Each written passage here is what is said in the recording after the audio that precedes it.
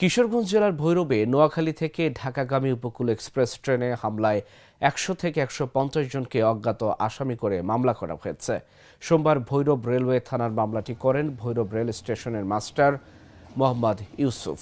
Bhairab railway থানার OC Saeed Ahmed জানান, নোয়াখালী থেকে ঢাকাগামী উপকূল এক্সপ্রেস ট্রেনে হামলার ঘটনায় ১০০ থেকে ১৫০ জনকে অজ্ঞাত আসামি করে মামলা করা হয়েছে। ৩ জনকে আটক করা হয়েছে এবং বাকিদের গ্রেফতারে অভিযান চলছে।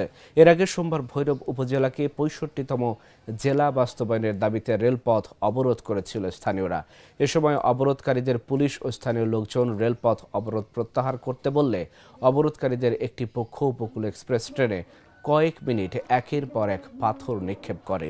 এগুলো রেল কর্তৃপক্ষের ঊর্ধ্বতন কর্তৃপক্ষের নির্দেশক্রমে জনপ্রতিনিধি হিসেবে আমি স্থানীয় অভিভাবক হিসেবে আমি তাদের অনাকাঙ্ক্ষিত এই ঘটনার জন্য আইনি আশ্রয়ের জন্য আমি আনুমানিক ১০০ থেকে ১৫০ জন অজ্ঞাত পরিচয় লোকের বিনিময়ে আমি এজাহার দাখিল করি।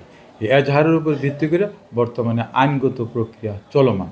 আমি স্পষ্টত বলতে চাই, আমার স্টেশন কর্তৃপক্ষ, আমাদের উপস্থিত ঊর্ধ্বতন কর্তৃপক্ষ, রেলওয়ে নিরাপত্তা বাহিনী অথবা ওসি সাহেব, যারা নাকি আমরা স্টেশনের নিয়মানুগ করার ব্যাপারে সর্বাত্মক সহযোগিতা করতেছিলাম, তাদের তরফ থেকে কেউ গাড়ি ছাড়ার জন্য আমরা বলি নাই, আমরা তাদেরকে বলিও না। এটা তদন্ত সাপেক্ষে হয়ে যাবে। ভিডিও ফুটেজ সবার কাছে আছে। আমরা ওই এলাকাতে আমরাও হিসারও দিই নাই, কেউ দেয় কে দিয়েছে, ভিডিও ফুটেজে আছে।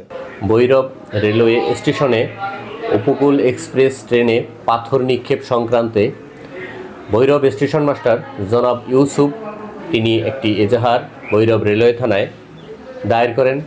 উক্ত এজাহার মূলে আমরা একটি মামলা রুজু করি। উক্ত এজাহারে ১ থেকে ১৫০ অজ্ঞাতনামা আসামি ইনক্লুড করা হয়।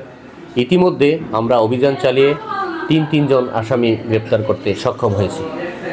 ওখানে ভিডিও ফুটেজ, সোর্স, অন্যান্য তথ্যের মাধ্যমে আমরা সকল আসামি গ্রেপ্তারের চেষ্টা অব্যাহত আছে এবং ধৃত আসামিদের বিজ্ঞ আদালতের প্রেরণ প্রক্রিয়াধীন।